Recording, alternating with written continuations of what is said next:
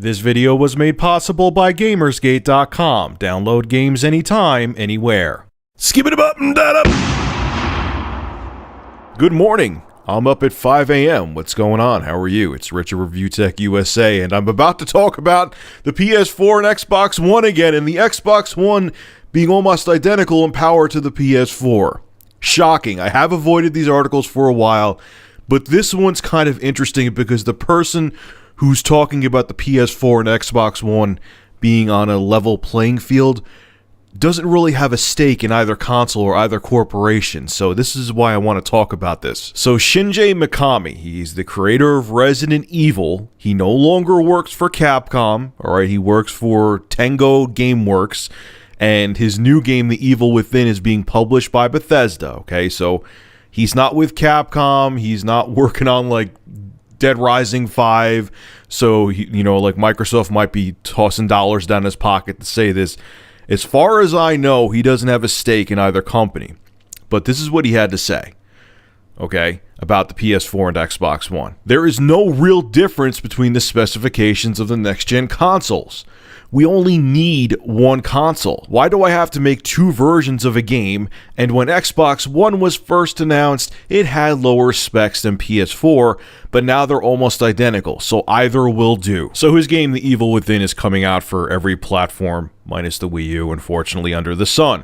Xbox 360, PlayStation 3, PC, Xbox One, PS4. Alright, they're going to use id Software's id Tech 5 engine for this game, which I find interesting because I thought that was only going to be used by id or maybe games under Bethesda, whatever, but I find it interesting they're using id Tech 5 for The Evil Within. Now, there's been a whole bunch of other news articles talking about how the Xbox One isn't that far behind the PS4, or the PS4 is infinitely more powerful than the Xbox One, and there's all these conflicting reports, and I just kind of took a step back because it was he said, she said shit.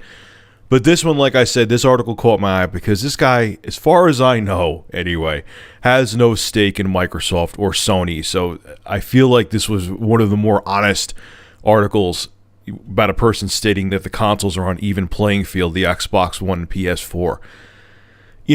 I'm going to say the same stuff I've said in numerous other videos. I know that the PS4 has the GDDR5 RAM.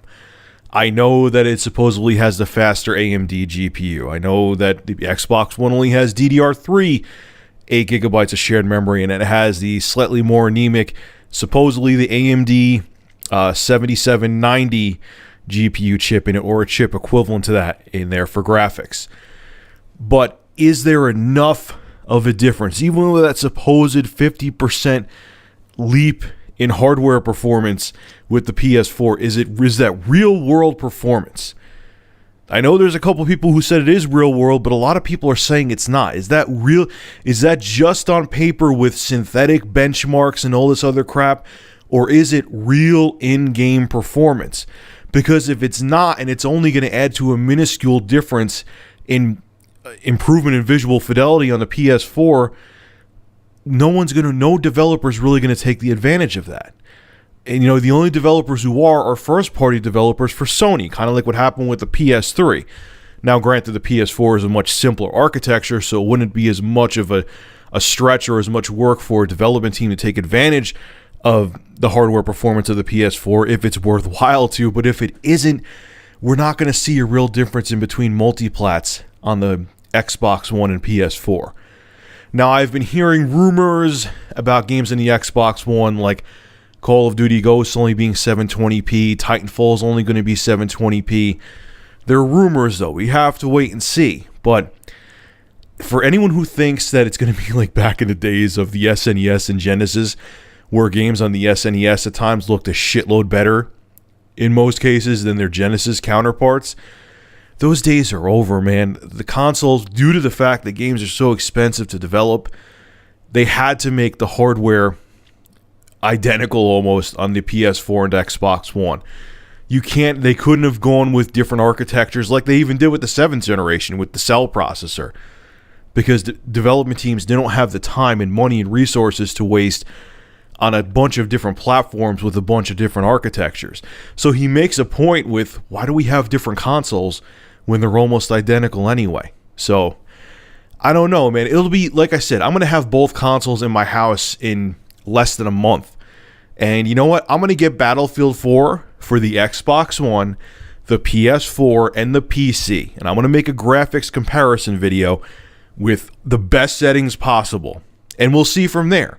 You know, it's a launch title, so I know people are going to use that as defense. So if the game looks inferior on the PS4 or Xbox One, people are going to throw that up. But we'll see. The consoles are coming out in less than a month, and we'll see if there's a difference with multiplats on the two next-gen systems. And yes, I know I said Dead Rising 5. I don't know where that came from. Maybe I was thinking of id Tech 5 when I said that. All right, guys, leave your thoughts in the comment section below. Make sure to rate, comment, favorite, and subscribe. And as always, thank you for supporting Review Tech USA. Have a good one.